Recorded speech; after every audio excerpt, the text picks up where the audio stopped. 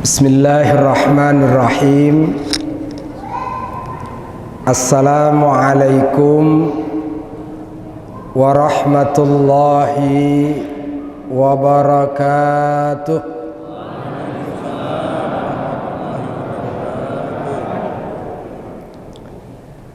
Alhamdulillah. Alhamdulillahil qail fi mahkami tanzil wa huwa asdaqul qailin wa huwa dzikrul hakim wa huwa siratul mustaqim.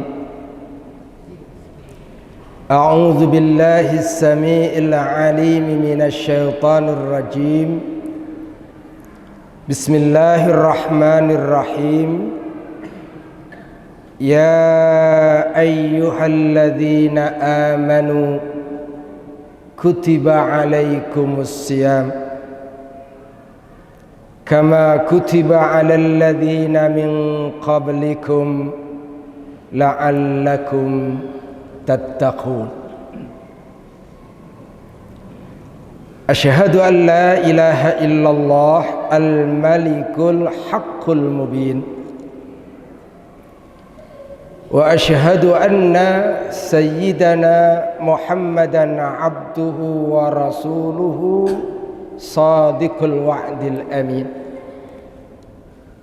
Allahumma salli wa sallim wa barik ala hadan nabiyil karim wa ala alihi wa sahbihi wa man tabi'ahum bi ihsanin ila yaumiddin. Amma ba'du ayyuhal ikhwah, a'azzani Allah wa iyyakum jami'an. Hadratul kiram, para alim ulama, tokoh masyarakat, pimpinan ormas Islam, pimpinan Dewan Kemakmuran Masjid, pimpinan Majelis Taklim, yang tidak dapat saya sebutkan satu demi satu, insya Allah tanpa mengurangi rasa hormat dan takzim kami kepada para ulama-ulama kita, segenap tamu undangan yang berbahagia, kepada semua kita saya haturkan doa barakallahu fikum jami'an. Orang tua kita bersama, Ketua Majelis Ulama Kabupaten Timur Tengah Selatan. Saya tadi masuk gerbang, mau masuk gerbang Timur Tengah nih, ternyata ada selatannya, jadilah TTS.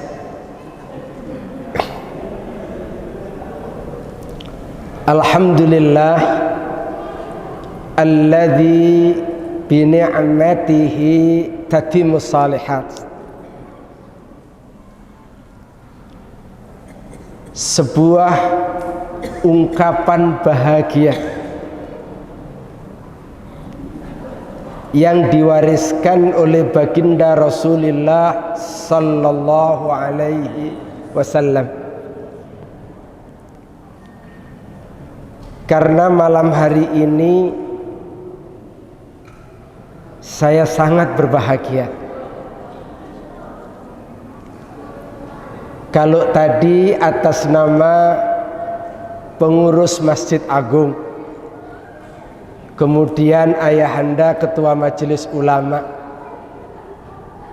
menyampaikan ucapan terima kasih, sungguh yang seharusnya menyampaikan adalah saya. Saya bersyukur sekali kepada Allah, bahagia sekali karena dua hal.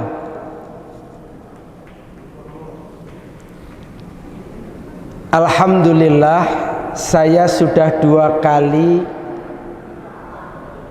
ke Kupang.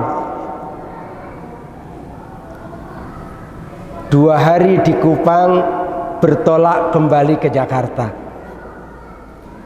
Baru untuk kali yang ketiga ini oleh Ustadz Ramli, Ketua Dewan Dakwah, saya diajak jalan-jalan.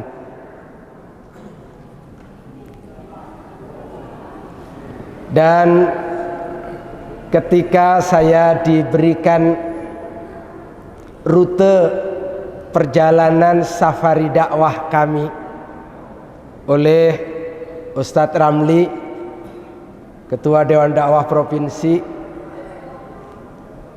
saya senang sekali. Walaupun harus banyak yang diliburkan. Kenapa senang? Sekali lagi 2 hal. Pertama, saya ini muridnya Ustadz Syuhada Bahri. Bukan hanya murid di kelas, tapi saya akrab dengan keluarga.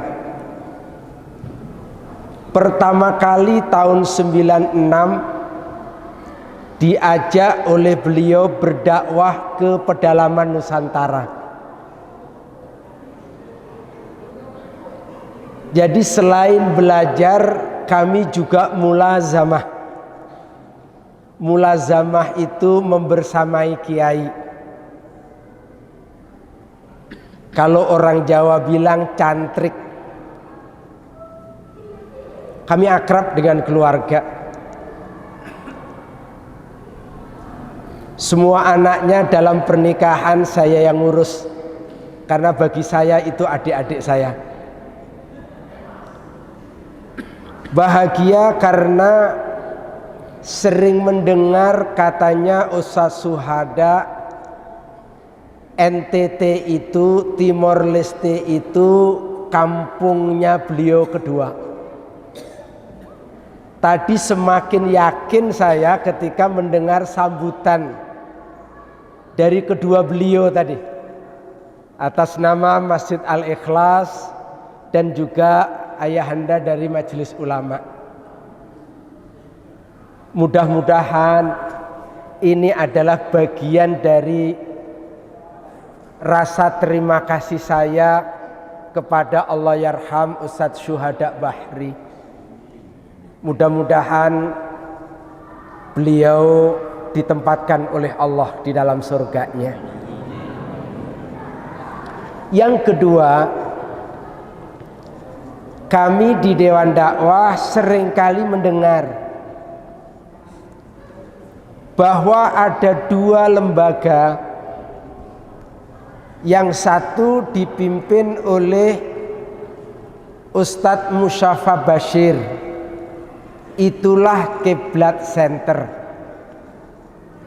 Yang kedua dipimpin oleh mantan Perdana Menteri Indonesia pertama setelah Indonesia kembali ke pangkuan NKRI, Negara Kesatuan Republik Indonesia, yaitu Bapak Muhammad Natsir, yang insya Allah semua kita kenal karena setiap kali kita mendengar istilah NKRI, maka arsitek NKRI itu adalah pendiri Dewan Dakwah dan Ketua Umum Dewan Dakwah, yakni Bapak Dr. Muhammad Natsir. Kedua beliau ini ketemu, pertemuannya di Jakarta untuk membincangkan bagaimana ormas-ormas Islam berpikir untuk menyapa saudara-saudaranya yang jauh dari Jakarta, yang dia adalah minoritas, yang dia adalah tidak ada guru ngaji, yang mereka ada di pedalaman. Diskusilah Pak, berdua nih. Sejak itulah lahirlah program dakwah ke pedalaman. Dan ketika mau memasuki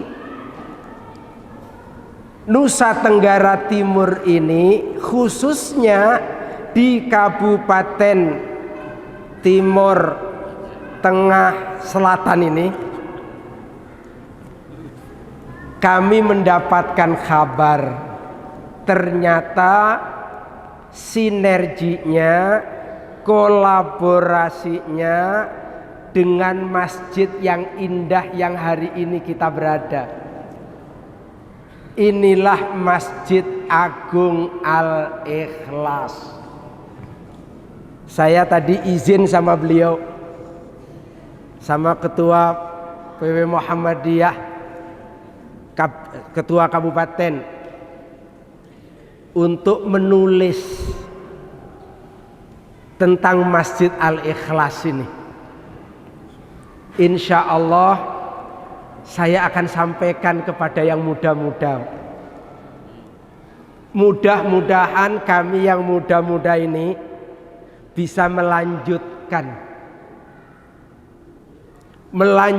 sinergi bersama Masjid Agung Al-Ikhlas, melanjutkan perjuangan Allah yarham Ayahanda Ustadz Syuhada Bahri, melanjutkan perjuangan Allah yarham Bapak Muhammad Natsir, Bapak Musyafa Bashir. Sedikit Bapak-bapak saya ingin sampaikan. Pak Natsir tadi sudah sedikit saya sebutkan, ketika akibat dari konferensi meja bundar, Indonesia tercabik-cabik menjadi sejumlah negara bagian. Ada yang menyebutkan 16 negara bagian. Ada pakar menyebutkan 15 negara bagian.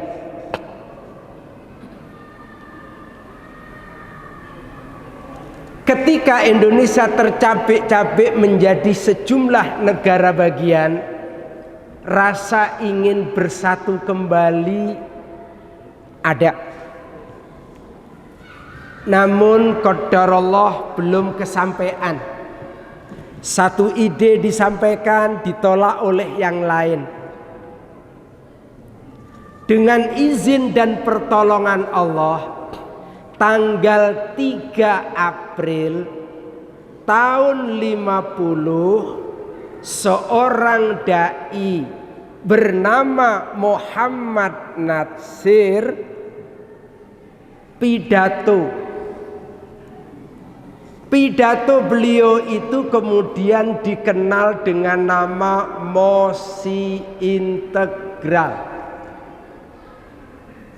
yang isinya adalah menyampaikan gagasan agar negara-negara bagian ini bersepakat kembali menjadi negara kesatuan. Alhamdulillah,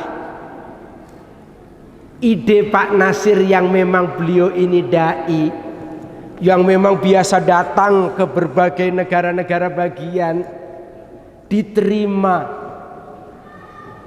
Maka sejak itulah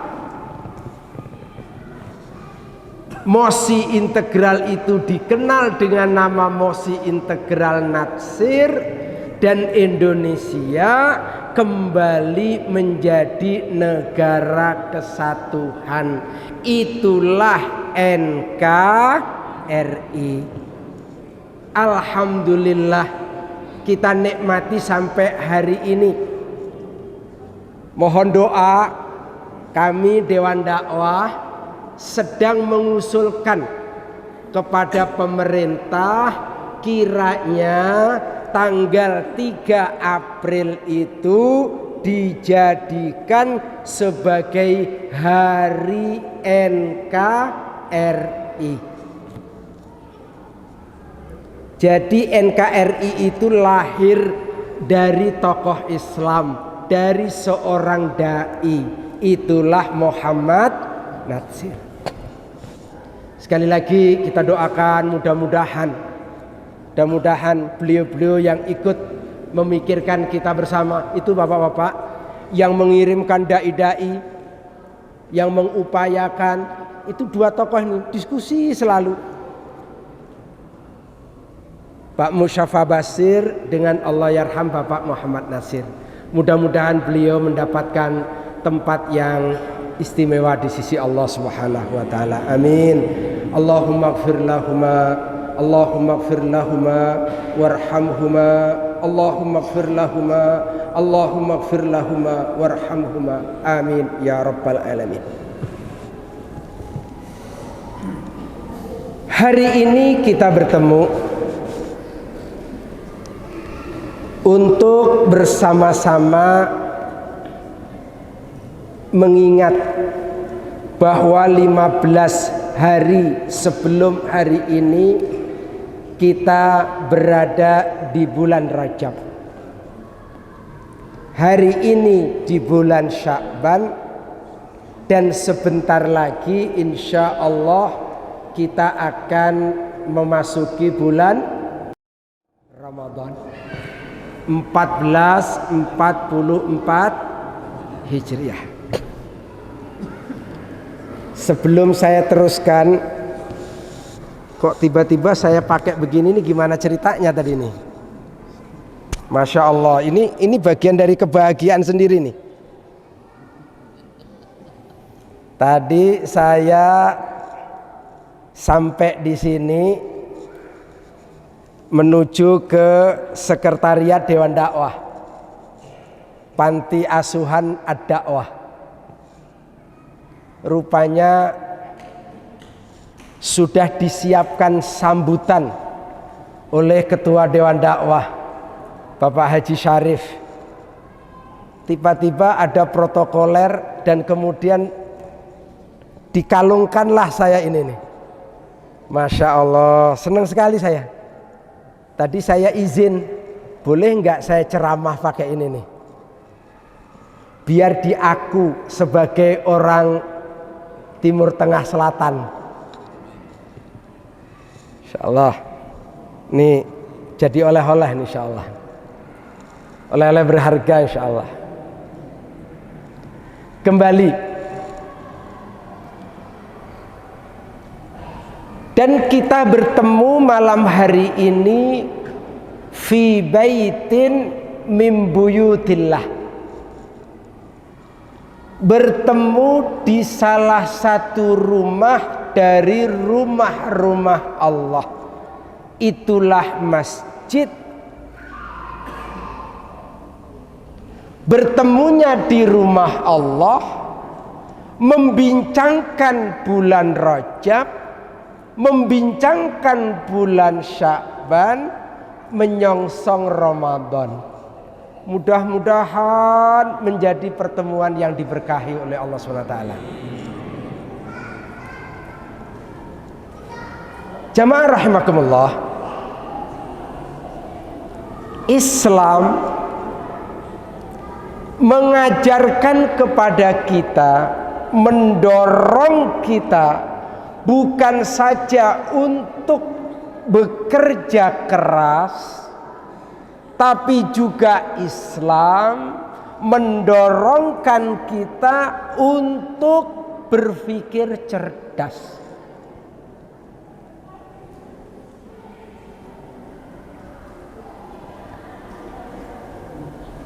Kecerdasan itu penting karena Islam telah menetapkan sejumlah tempat yang istimewa, sejumlah bulan yang istimewa, sejumlah hari yang istimewa, dan sejumlah waktu yang istimewa.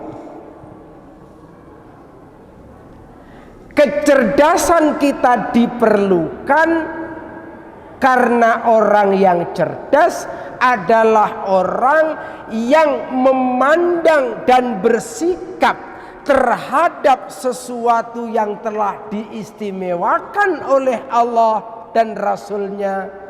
Dia pandang dan sikapi dengan penuh keistimewaan pula. Ayo sebentar ini kita review ingatan kita. Bapak-bapak, bulan lalu adalah bulan Rajab. Saya kampanye kemana-mana mengingatkan bulan Rajab itu adalah satu dari 4 yang termasuk Syahrul Hurum.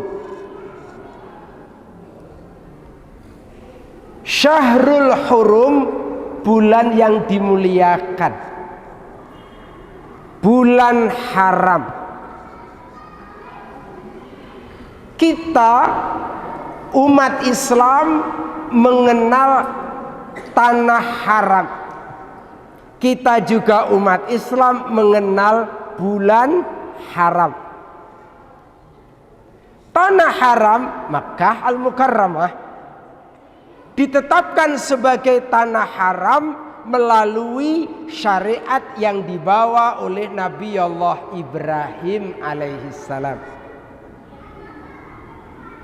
Madinah Al-Munawwarah ditetapkan oleh syariat Allah sebagai tanah haram melalui lisan Nabi kita Muhammad sallallahu alaihi wasallam.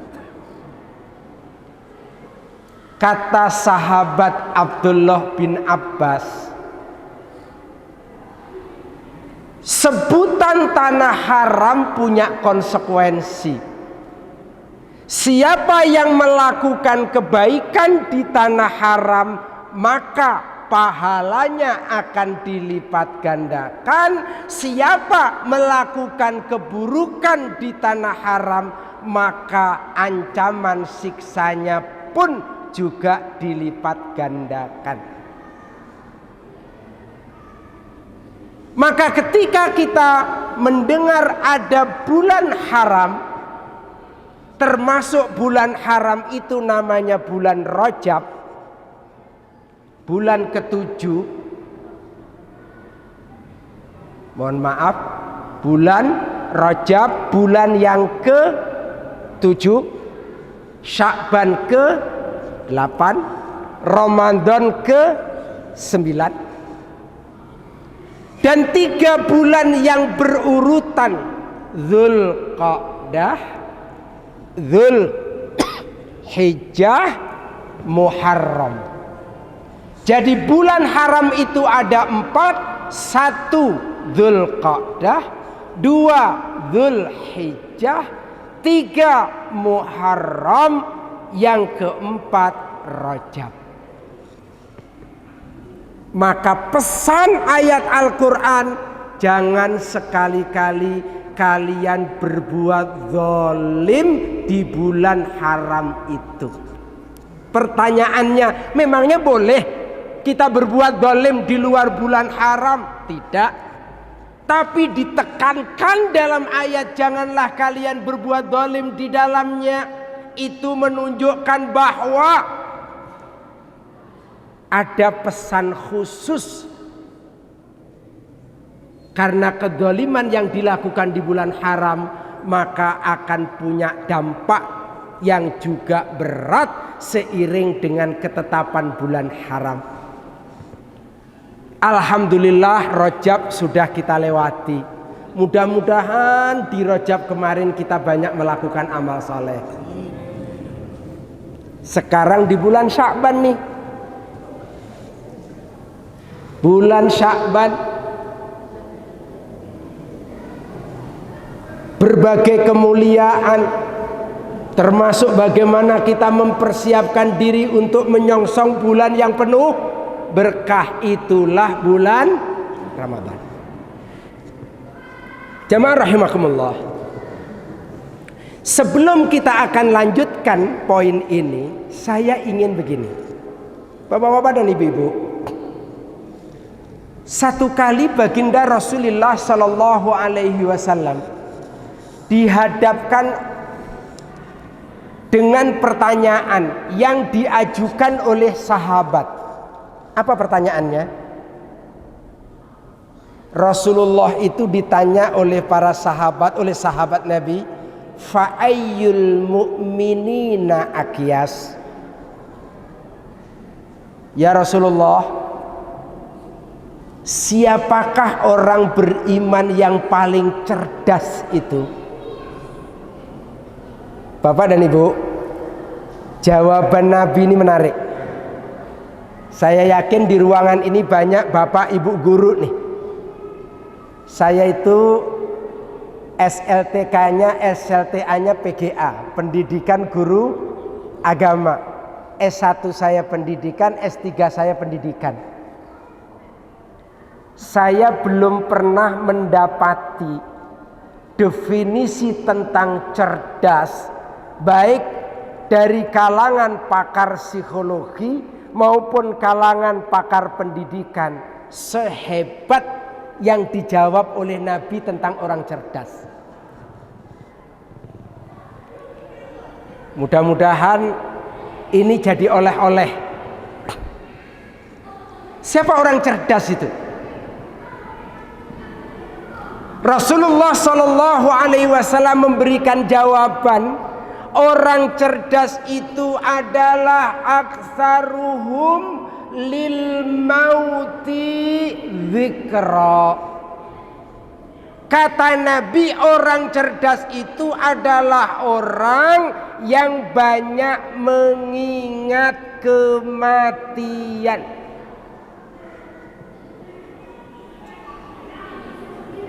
Banyak mengingat mati, kata Nabi, itulah orang cerdas. Tentu kita berpikir, mengingat mati kok cerdas? Coba kita nanti lihat. Mengingat mati kok cerdas? Yang kedua, lanjutan, Rasulullah menyebut orang cerdas itu adalah wa ahsanuhum lima ba'dahu isti'dadan.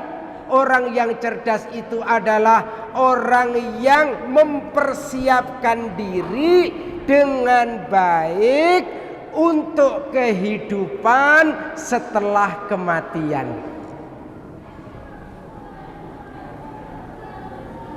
Bapak Ibu, dua orang cerdas. Satu, orang cerdas itu banyak mengingat mati. Yang kedua, orang cerdas itu adalah orang yang mempersiapkan diri dengan baik untuk kehidupan setelah kematian. Ini definisi dari baginda Nabi nih.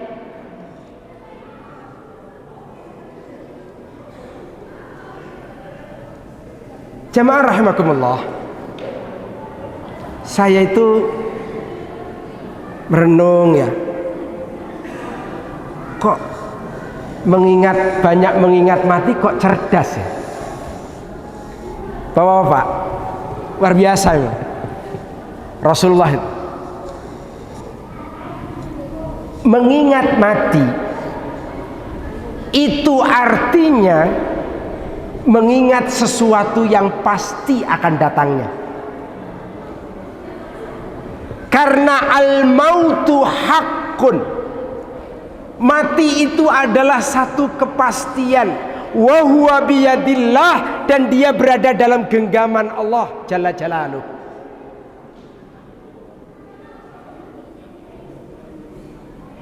Dia cerdas karena dia mengingat sesuatu yang pasti. Dia cerdas karena dia mempersiapkan diri untuk kehidupan yang pasti. Coba Bapak Ibu bandingkan. Ini saya yakin di masjid ini sudah banyak yang pernah punya pengalaman mantu, pengalaman menyelenggarakan pernikahan, walimah, resepsi. Pak, itu setelah akad, setelah lamaran ditentukan pernikahan 3 bulan yang akan datang. Pertanyaan saya, setelah ditentukan hari hanya bahwa pernikahan 3 bulan yang akan datang, kira-kira ibu bapak selalu terfikir nggak hari itu? Adakah persiapan dilakukan untuk hari itu? Ada.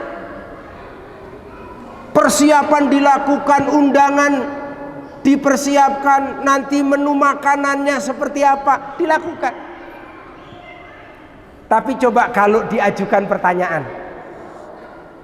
apakah 3 bulan yang akan datang itu, hari H itu pasti akan terjadi?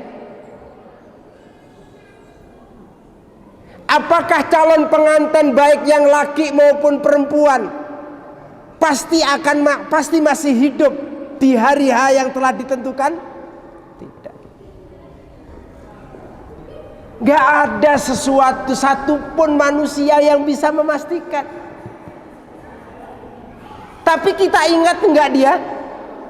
Kita mengingatnya. Kita melakukan persiapan tidak? Melakukan persiapan, mengingat dan melakukan persiapan untuk sesuatu yang sesungguhnya belum pasti. Tapi soal kematian, kematian adalah sesuatu yang pasti. Bapak-bapak, nanti boleh sama-sama kita lihat. Kata al-maut di dalam Al-Quran jumlahnya sama persis dengan kata al-hayah, dengan segala perubahan katanya di dalam Al-Quran. Wallahu a'lam bishawab. Seolah-olah ini mengirimkan pesan, begitulah pastinya hari ini kita hidup, begitu pula lah pastinya kita akan dijemput oleh kematian. Satu poin, kita seringkali mendengar ayat kullu nafsin dha'iqatul maut. Kullu nafsin, nafsin itu selalu posisinya nakirah, undefinitif, tidak ma'rifah. Dengan kata lain, siapapun dia yang berjiwa tanpa kecuali pasti dia akan dijemput oleh kematian.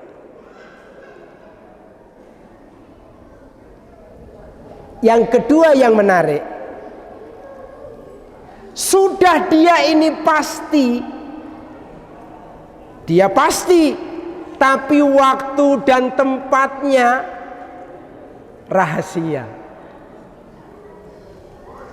Sudah pasti, waktu dan tempatnya rahasia. Kalau pasti, tapi waktu dan tempatnya sudah diketahui, tinggal menunggu hari H. Pasti, tapi pasti itu 6 bulan yang akan datang.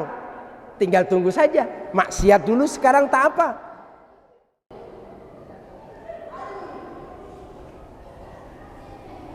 Ini pasti, tapi pastinya itu rahasia. Apa artinya? Boleh jadi kematian itu akan menghampiri kita besok. Boleh jadi kematian itu akan menghampiri kita sepekan yang akan datang. Boleh jadi kematian itu akan menghampiri kita 1 bulan yang akan datang. Boleh jadi kematian itu akan menghampiri kita 1 tahun yang akan datang. Hanya Allah lah yang tahu, karena al-mautu haqqun wa huwa biyadillah. Mati itu adalah satu kepastian dan dia ada dalam genggaman Allah Jalla Jalaluh.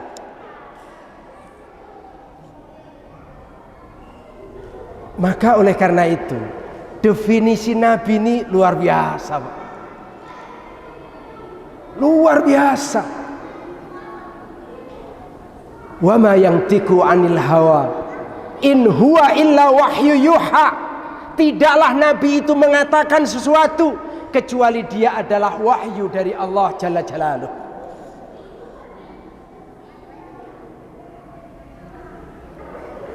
Alasan pertama. Alasan kedua, Pak. Alasan kedua nih. Alasan yang kedua, sekali kita hidup, kita akan hidup untuk selamanya. Kalaupun mati, mati bukan akhir dari sebuah perjalanan. Mati tidak lebih dari sekedar pintu gerbang seseorang untuk memasuki kehidupan yang abadi.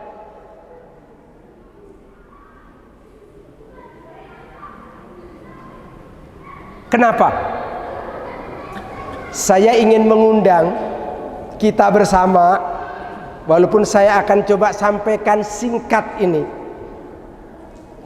Nanti sesampainya di rumah, marilah kita renungkan kembali, kita murojaah ayat 28 dari surat Al-Baqarah,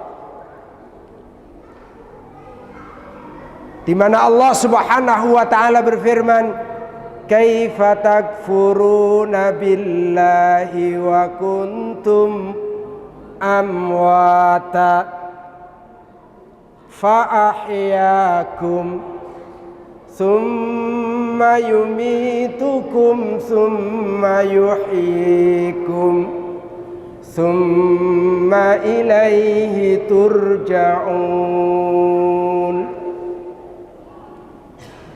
Setiap kita telah dan akan mengalami dua kali mati. Semua kita sedang dan akan mengalami dua kali hidup. Semua kita tanpa kecuali akan mengakhiri perjalanan hidup kita dengan kembali. Dua kali mati, dua kali hidup, dan perjalanan kita akan berakhir dengan kembali.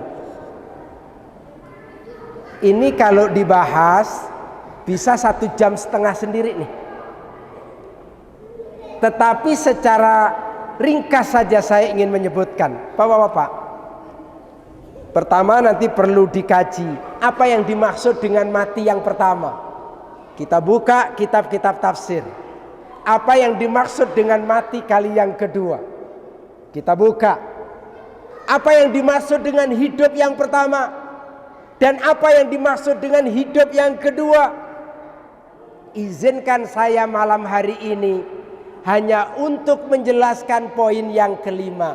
Summa ilaihi turja'un. Kemudian kepadanya lah kalian semuanya bakal dikembalikan kepada Allah. Satu dari dua alternatif, menjadi penduduk neraka atau menjadi penduduk surga. Di neraka atau di surga bukan dalam keadaan mati, di neraka atau di surga dalam keadaan hidup.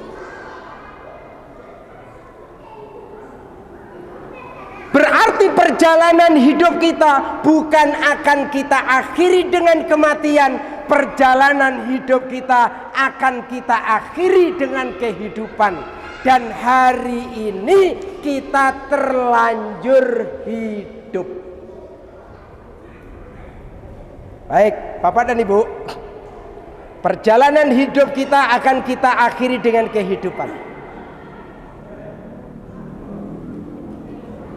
Insya Allah mudah-mudahan poin ini kalau besok bisa ditampilkan subuh, kita lanjutkan. Saya ingin menyebutkan bagian perjalanan kita, insya Allah dengan tema bersama keluarga pulang ke surga. Saya mohon izin, tinggal berapa menit lagi nih? Saya ingin selesaikan ini. Insya Allah besok pagi saya akan lanjutkan. Tapi poinnya yang saya ingin sampaikan adalah bahwa perjalanan hidup kita ini bukan berakhir dengan kematian, berakhir dengan kehidupan. Maka melalui pengajian malam ini saya ingin bertanya, Bapak-bapak, Ibu-ibu, pernah nggak mendengar ungkapan ketika orang menghantarkan jenazah saudaranya, dia mengatakan, marilah kita hantarkan jenazah si fulan ke tempat peristirahatannya yang terakhir. Pernah dengar itu? Pernah dengar? Ibu, pernah dengar, Bu?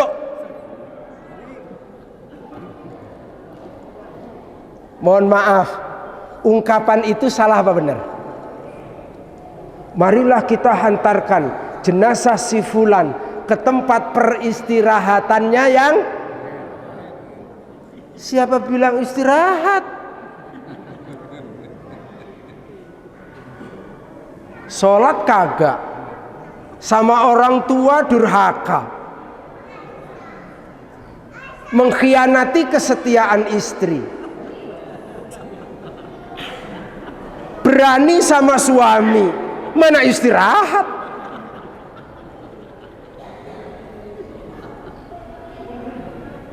Kalau orang yang mengkhianati istri istirahat, yang jujur sama istri istirahat, ngapain mesti jujur? Yang koruptor istirahat, yang amanah istirahat, apa bedanya? Oke. Istirahat hanya bagi mereka yang pulang menghadap Allah dengan membawa iman dan amal saleh. Mudah-mudahan semua kita nanti istirahat di alam barzakh. Insyaallah mendapatkan nikmat Allah, dihindarkan dari adab Allah. Insyaallah. Yang kedua, siapa berani mengatakan bahwa mati itu adalah akhir? Mati bukan akhir. Perjalanan kita masih panjang. Setelah kematian maka Allah akan masukkan kita ke alam barzakh. Di alam barzakh akidah kita akidah Ahlus Sunnah wal Jamaah, meyakini ada nikmat kubur, ada azab kubur, sampai menunggu tiupan trompet sangkakala kali yang pertama yang menyebabkan hancurnya seluruh alam jagat raya. Itulah al-qiyamah al-kubra. Setelah kiamat besar, Allah Subhanahu wa ta'ala memberikan informasi bahwa Allah akan berkenan mengganti alam jagat raya ini nanti dengan bentuknya yang baru. Setelah nanti sudah diganti alam jagat raya ini dengan bentuknya yang baru, akan terdengar tiupan trompet sangkakala kali yang kedua, yang berkonsekuensi manusia dari sejak yang pertama sampai yang paling terakhir akan dibangkitkan oleh Allah hidup, dan itulah hidup di padang mahsyar. Itulah kehidupan kali yang kedua. Di padang mahsyar akan ada pertanggungjawaban amal. Pertanggungjawaban amal pertama berbasis catatan, itulah hisab. Setelah hisab dibagi catatan amal. Lalu masuk pertanggungjawaban amal yang kedua berbasis timbangan, itulah yang disebut mizan. Setelah mizan ditegakkan, manusia akan terbelah menjadi dua. Ada di antara manusia yang langsung dihempaskan ke jurang api neraka, dialah yang disebut dengan penduduk neraka permanen. Maka dalam literatur Islam dikenal istilah al-mukhalladun, penduduk neraka permanen. Sebagian manusia melanjutkan perjalanan menuju telaga, untuk selanjutnya menuju sirat, membentang di atas neraka jahanam, kemudian ketemu dengan jembatan kedua. Setelah jembatan kedua ada Al-A'raf. Setelah Al-A'raf baru kemudian ada surga. Panjang perjalanan. Gimana bilang, marilah kita hantarkan jenazah si fulan ke tempat peristirahatannya yang terakhir. Terakhir gimana?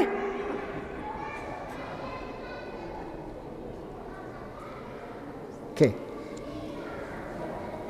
Maka oleh karena itu Bapak, kalau Rasulullah SAW menyebutkan bahwa orang cerdas adalah orang yang banyak mengingat mati dan mempersiapkan diri dengan baik untuk kehidupan setelah kematian. Ini luar biasa, Pak. Kami Dewan Dakwah ada kerjasama dengan Toyota Astra Motor, terutama Temin. 14 masjid khotibnya dari Dewan Dakwah. Saya setiap bulan khutbah di Toyota di Jumat pertama. Bapak-bapak, kami setiap tahun kumpul, Pak. Kami setiap tahun itu kumpul. Pihak Jepang, HRD, pimpinan, pengurus masjid 14, kami Dewan Dakwah para dai berbincang. Karyawannya ada berapa? 1.100 lebih. Membincangkan ini karyawan kira-kira ke depan ini biasanya problemnya apa? Masalahnya apa? Usianya berapa saja? Diskusi, harapan perusahaan kayak apa? Diskusi bersama, melahirkanlah kurikulum untuk khutbah Jumat, masing-masing khotib 12 judul selama setahun. Kami itu setiap tahun dikasih rapot, Pak. Saya khutbah itu dikasih rapot. Disiplin kedatangan saya gimana? Waktu saya khutbah, jamaahnya tidur apa melek? Itu ada laporan CCTV. Ada yang khutbah, begitu 7 menit jamaahnya sudah tidur. Melek-melek nanti khutbah kedua. Dievaluasi, dibikin kurikulum. Alhamdulillah, Pak. Alhamdulillah. Ada 2 penelitian. Ya. Penelitian yang pertama, kesimpulannya, maraknya pengajian di Toyota Astra Motor punya korelasi yang signifikan dengan merendahnya tingkat kecurian barang. Jepang seneng. Ini dia nih. Yang kedua, maraknya pengajian di Toyota Astra Motor berbanding lurus dengan meningkatnya produktivitas karyawan. Akhirnya kok disapot luar biasa. Nah, kami satu waktu terjadi kecelakaan kerja. Saya dipanggil, yang dari agama A dipanggil, yang dari agama B dipanggil, yang dari agama C dipanggil. Bagaimana saya memandang mati? Saya dipanggil. Waktu itu saya lagi khutbah. Saya jelaskan di depan orang Jepang. Mengingat mati dalam Islam adalah mendorongkan seseorang untuk produktif. Mengingat mati dalam Islam adalah mendorong seseorang untuk amanah. Mengingat mati dalam Islam mendorong seseorang untuk bertanggung jawab. Jadi mengingat mati itu punya pengaruh besar. Itu orang kalau mau teken, ini kwitansi bohong nih. Kwitansi bohong nih, mau teken. Tiba-tiba ingat mati, kira-kira jadi taken nggak, Pak? Jadi tanda tangan nggak? Atau tanda tangan juga? Astagfirullah.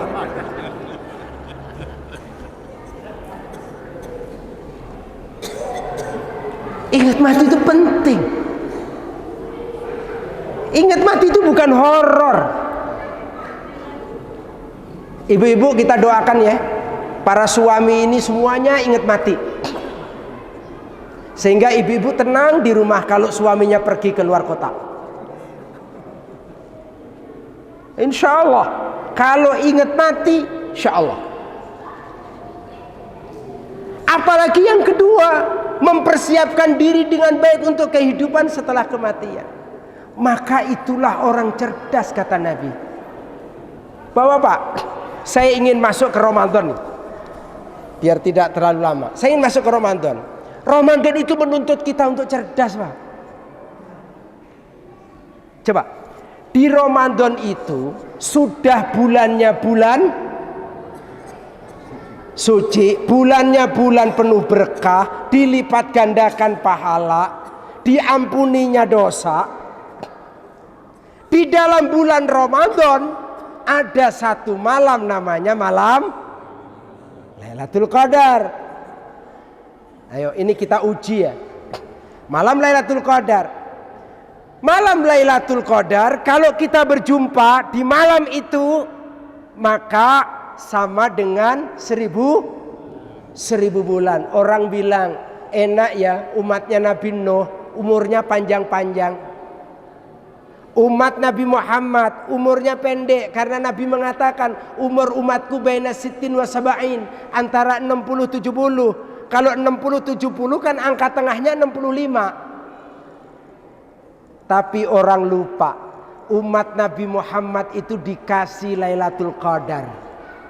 Dikasih Ramadan.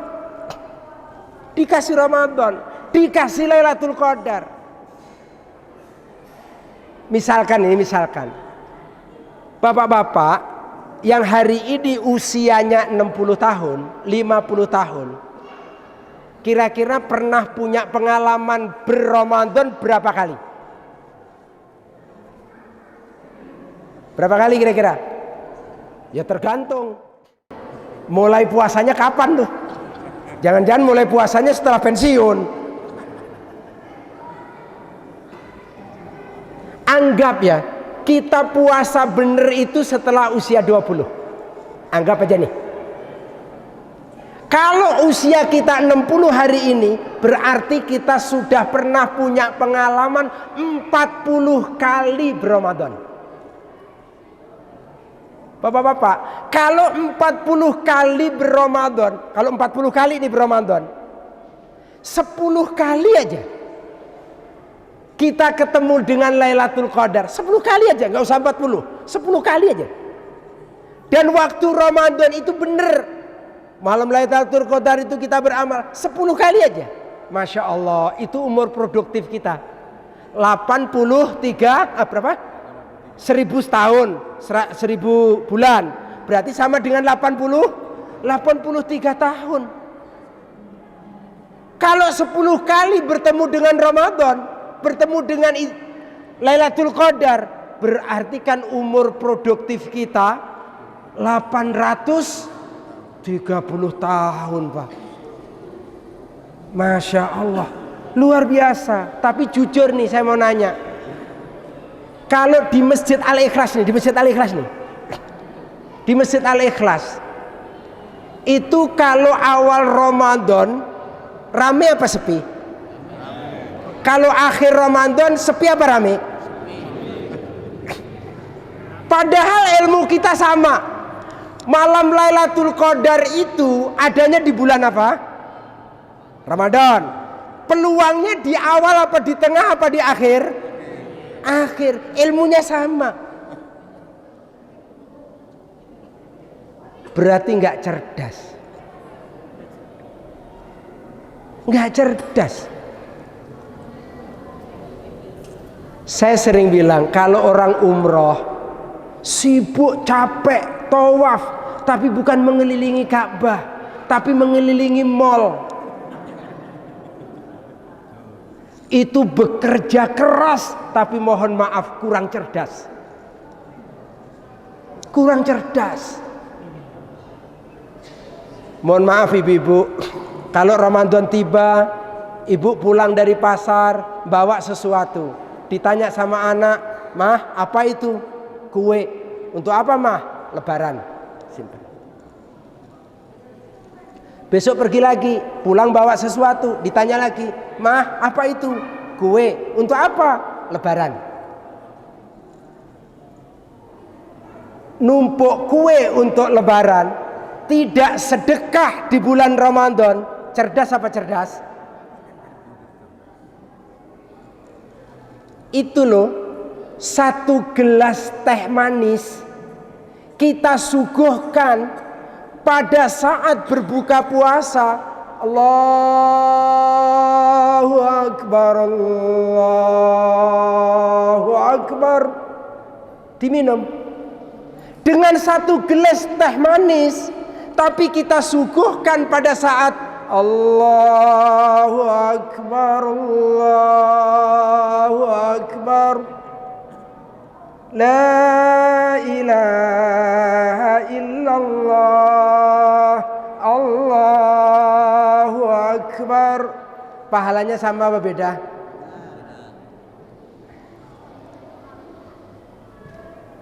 Ayo, ini kita mau Ramadan. Kecerdasan kita memasuki Ramadan sangat penting karena dua hal. Bapak Ibu, kalau diajukan pertanyaan kepada semua kita ini pengen dimasukkan oleh Allah ke surga apa ke neraka sih? Pengen dimasukkan oleh Allah ke surga apa ke neraka sih? Hanya orang-orang yang tidak ingin dimasukkan ke dalam surga. Semua kita pengen ke surga dah. Tapi kalau kemudian diajukan pertanyaan, kita ini punya dosa nggak sih? Punya dosa nggak sih? Wong pertanyaannya itu punya apa enggak? Kok jawabnya banyak gitu. Itu berarti saking yakinnya itu. Saking yakinnya punya dosa. Dosanya banyak, amalnya sedikit, tapi pengennya surga. Kalau betul kita sadar begitu, kita ingin ke surga, sementara sadar dosa banyak, amal sedikit. Ayo kita song-song Ramadan ini dengan sebaik-baiknya. Bagi yang sadar bahwa amalnya terlalu sedikit, Ramadan amal akan dilipat gandakan. Yang sadar bahwa dosanya banyak, ayo Ramadan tempat penghapusan dosa. Bagi yang punya dosa, alternatif penyelesaiannya cuma satu di antara dua. Silahkan dipilih. Mau menyelesaikan sekarang atau mau menyelesaikan nanti? Kalau mau menyelesaikan nanti itu maksudnya di akhirat, di neraka, sehari sama 1000 tahun.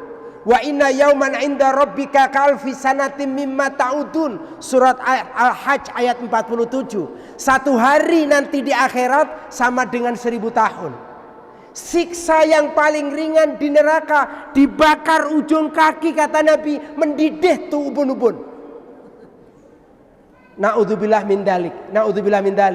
Kalau kita durhaka sama orang tua kita, lalu divonis oleh Allah masuk ke dalam neraka 10 hari. 10 hari artinya 10.000 tahun. Dan siksa yang paling ringan, dibakar ujung kaki, mendidih tuh ubun-ubun.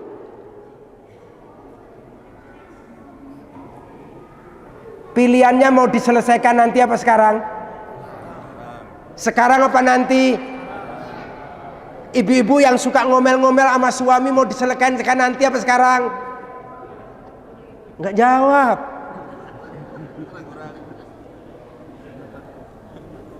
Kalau mau diselesaikan nanti silahkan. Wah itu dosanya gede loh itu. Berani sama suami, gagak nurut kalau diajak yang benar, dosanya besar. Besar dosanya. Lah kalau divonis 10 hari di neraka, 10.000 tahun.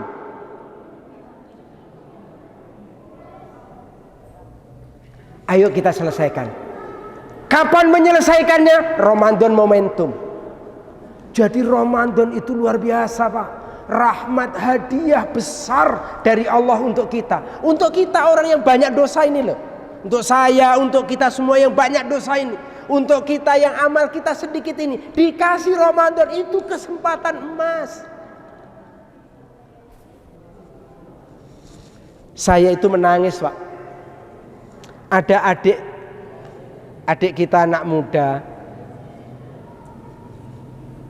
tinggal di kontrakan, anaknya 3. Satu waktu nangis berdua bersama istri.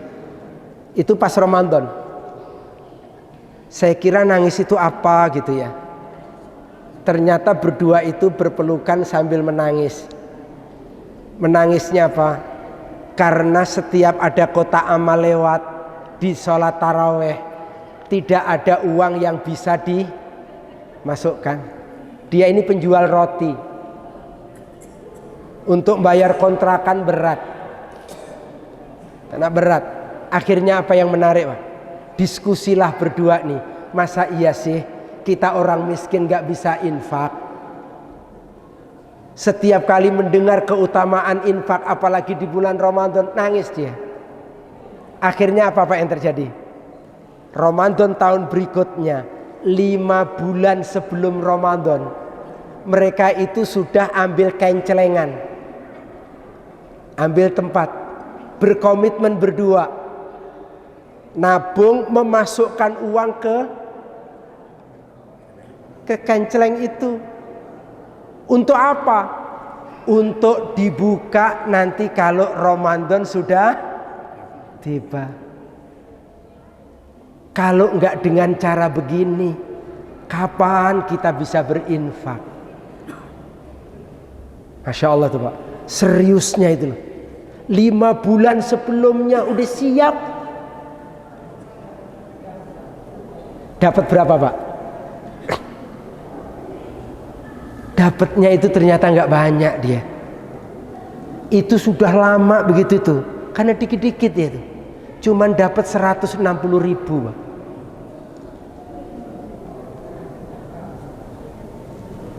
Dia akhirnya apa? Disiplin 1000, istrinya 1000, anaknya kan 3 ya, 5. Jadi sehari itu 5.000. Sehari itu 5.000 disiplin.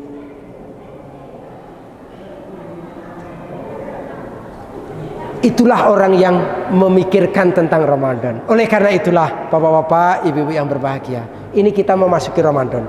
Ayo kita song-song Ramadan ini dengan semangat dan penuh kecerdasan. Ya, penuh kecerdasan. Semua kita rindu untuk pulang menghadap Allah dengan dimasukkan ke dalam surga. Bahkan kita rindu untuk pulang menghadap Allah dimasukkan ke dalam surga, bukan dalam kesendirian kita, tapi kita ingin dimasukkan oleh Allah ke dalam surga bersama dengan anak keturunan kita. Kita rindu bisa reunian nanti di surga sama anak keturunan kita. Maka ayo kita persiapkan dengan baik, tapi sekadar dengan baik. Dan untuk khusus tema ini, insya Allah akan kita dalami besok ba'da subuh. Insyaallah besok ba'da subuh akan kita dalami tema ini. Tapi sekali lagi di dalam kesempatan ini saya ingin kembali mengungkapkan isi hati saya di awal. Ini bukan karena ini Masya Allah ya. Kami itu dari sejak kuliah dulu sering dengar ini. Alhamdulillah saya kok Allah sampaikan di usia saya 53 ini bisa ikut menikmati berada di megahnya Masjid Al-Ikhlas ini. Ini Masya Allah senang sekali ya. Dan ini adalah jejak dari para pendahulu kami. Mudah-mudahan sinergi ini terus berlangsung insya Allah. Mudah-mudahan kebersamaan ini terus kita jaga. Bertemu kita di sini, insya Allah kita bertemu di surga Allah SWT. Saya kira demikianlah yang bisa saya sampaikan. Mudah-mudahan yang sedikit ini ada manfaatnya. Terima kasih dan mohon maaf. Billahi taufiq wal hidayah. Wassalamualaikum warahmatullahi wabarakatuh.